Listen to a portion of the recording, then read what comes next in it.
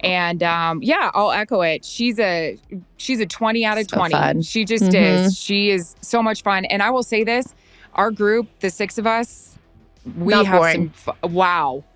Yeah. A time. Yeah. Yeah. I will say this, she's everything that I'd ever hoped and dreamed that she could have been and more. For those of you that have listened to this podcast for the 5 years. Travis Kelce just dropped a swoon-level shout-out for Taylor Swift, calling her a 2020 and sending Swifties into orbit. First up, that PDA moment wasn't even the wildest headline. Ed Kelce's late girlfriend once roasted Taylor to her face, and Tay loved it. And then, Kylie Kelce sparked parenting debates everywhere with their old-school kitchen phone rule. That the cell phones are only kept to the first floor of the house. So you can still have your friends have that phone number. They can still call you. You can still... Next, what if Taylor's billions were split across America? Spoiler, you'd barely get a latte. And Chiefs coach David Merritt, he's spilling Swift secrets that'll have you crying laughing.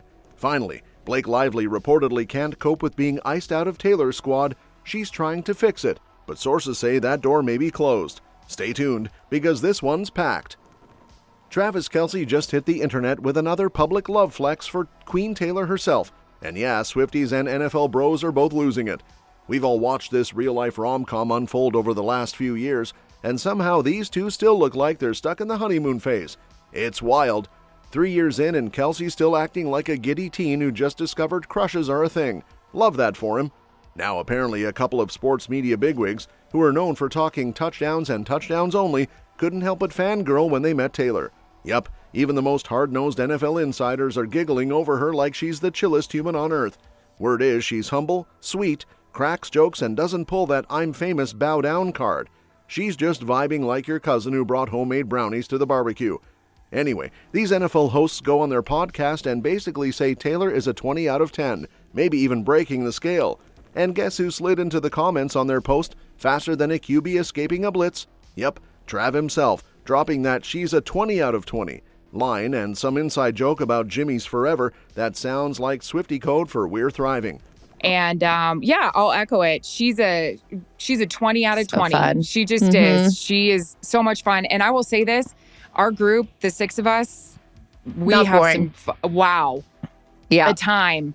Yeah. A good group. So yeah. Yeah. I will say this, she's everything that I'd ever hoped and dreamed that she could have been and more. For those of you that have listened to this podcast for the 5 years we've had it, you know our great affinity for Taylor, and this was pre-Travis. We obviously went on this podcast and advocated for her to give him a chance. Honestly, it's giving Hallmark movie, but with Super Bowl rings and Grammy Awards, and Kelce's not being subtle either. He's gone full soft launch turned hard launch turned insta-husband, throwing public shout-outs like confetti. He's got no chill and no shame, and we're absolutely here for it. And speaking of Kelce family antics, let's talk about a moment so sweet and hilarious, it deserves its own sitcom episode. Flashback to when Taylor first met Travis's family, and it wasn't just hugs and polite smiles, it came with sass, laughter, and one unforgettable line from the late Maureen Maguire, Ed Kelce's girlfriend and certified scene stealer. Taylor rolls in, probably sparkling like she does even on her grocery runs, and cozies up next to Ed for a cute family pic. But Maureen, she wasn't letting that slide. She straight up gave Taylor the playful stink eye and hit her with the old, "Hey, that's my man." Like, ma'am, not Taylor Swift getting roasted by someone's girlfriend at the family meet and greet. And the best part? Taylor cracked up, totally rolled with it, probably filed that moment under top 10 funniest things said to me by a boyfriend's dad's girlfriend. It didn't stop there. Maureen was clearly the real MVP of that meetup, delivering clapbacks and reality checks like she had her own HBO special. When Ed first saw Taylor walk into the house and didn't recognize her, this legend hit him with, "Taylor Swift, you idiot." I mean, iconic. Forget football, that's a championship-worthy line. Fast forward and Taylor's not just in the family circle, she's in the group chat, wearing Chiefs gear, holding friendship bracelets, and bonding like she's been part of the squad since birth. The pics Ed shared recently, all smiles and matching merch, prove that Maureen was not only cool with Taylor, but that they'd built something genuinely sweet. You can just tell it wasn't some surface-level nice-to-meet-you thing. It was warmth, realness, and probably a whole lot of teasing over dinner. Now Ed's posting these throwback pics, remembering the good times with Maureen and showing how close the three of them really were. While Ed's sharing emotional throwbacks and Taylor's making friendship bracelets like at summer camp, Kylie Kelce is busy plotting a full-on tech coup in her household, and the internet is not ready. This mama of four just casually dropped a parenting bombshell on her podcast, and people have been spiraling ever since. Her plan? The kitchen phone. Yep, you heard that right.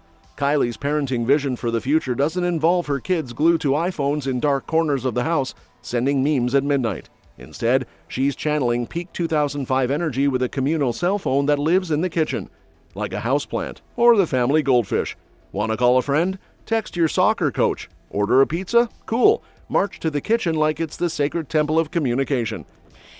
That the cell phones are only kept to the first floor of the house. So you can still have your friends have that phone number. They can still call you. You can still. So I have decided to not let them have anything. Yes. I actually believe that we will be doing what I'm calling the kitchen phone. In other words, there will be one or two extra cell phones besides mom and dad's cell phone that they can take with them if they have somewhere they're going where there will not be a parent, or if they will need to get a hold of us, or if they're at something sports related, whatever. They're not going to go upstairs. They're not going to the basement. They're going nowhere but the first floor, communal living space. Kylie's logic is that these phones are only for when her girls need to reach her or Jason, or are off at sports or sleepovers, not for Snapchat streaks and TikTok rabbit holes. And it sounds reasonable until you remember that kids today are basically born knowing how to bypass screen time limits and hack Wi-Fi passwords using nothing but their baby monitor. And let's just say, social media parents had thoughts. Some are like, love the idea, but good luck once they hit middle school. Others are giving her the side eye with classic lines like, tell me you've never raised a teen without telling me you've never raised a teen. One commenter even hit her with the ultimate warning. Be ready for burner phones, secret Insta accounts, and kids using their friends' phones to keep up their influencer lifestyle by age 12. Because let's be honest, no child is casually posting from the kitchen when all the cool stuff happens in basements, bedrooms, and behind closed doors. But speaking of behind closed doors, ever wonder what it would look like if Taylor cracked open her vault and just casually split her entire fortune with the rest of us? Like you get $1 and you get $1 kind of Oprah moment, but make it Swiftie style. Well, someone actually did the math, and spoiler alert, don't quit your job just yet. Taylor is currently sitting on a mountain of cash, $1.6 billion to be exact. That's billion with a B, folks. She's got more zeros than a failed math exam. But before you start picturing yourself buying yachts and sipping oat milk lattes on a private beach, here's the kicker. If she split that money with all 342 million people in the U.S., every person would walk away with, wait for it, a crisp $4.68. That's it. Not even enough for a Starbucks venti. More like congratulations, you can now afford a Filet-O-Fish and a single napkin. And if you're thinking, okay, fine, but maybe I can still buy a used scooter or something, think again. A family of four? You're looking at a whopping $18.72. Just enough to get 1 month of Netflix or two and a half gallon of gas. So unless your dreams include a tank that's almost full and a rewatch of Stranger Things, keep those billionaire fantasies on ice. Still, you gotta respect the grind. Swift didn't just stumble into that cash. Most of it came straight from her music, over $600 million in song earnings and about $800 million from touring. And then there's her real estate empire, which is worth more than most small countries. She has houses and zip codes most of us can't even pronounce. And now she's hijacking NFL sideline banter like it's girls' night at the Eras Tour. So get this, while Travis is grinding through day 10 of Chiefs training camp, his coach David Merritt takes a break from football talk to share a gem that had fans wheezing. Apparently, Merritt had this whole sentimental moment going, giving Travis shoutout like, I've been with this guy for 7 years, he's basically football Jesus, which is sweet and all, but then bam! Plot twist, he casually drops in the comments that Taylor Swift came for his shirt, not metaphorically, literally. Turns out Coach Merritt's wife has this cool line of apparel, and he supposedly gave a shirt to Kelce to hand over to Taylor. Keyword, supposedly. Travis fumbled the bag, or in this case, the shirt, so when Taylor ran into Merritt, she apparently hit him with the most relatable girlfriend energy ever. Just give it to me next time, not Travis. Bruh. People in the comments said they cried laughing, and honestly same. You just know she said it with this little head tilt and a smirk that she's been through this chaos before. And let's not forget, this isn't even their first shirtgate. Last season after a Chiefs win, Merritt thought he got the special treatment when Taylor gifted him a box of homemade Pop-Tarts. Yes, the woman's worth over $1 billion, lives in mansions, but she's still in the kitchen whipping up toaster pastries like a Pinterest mom.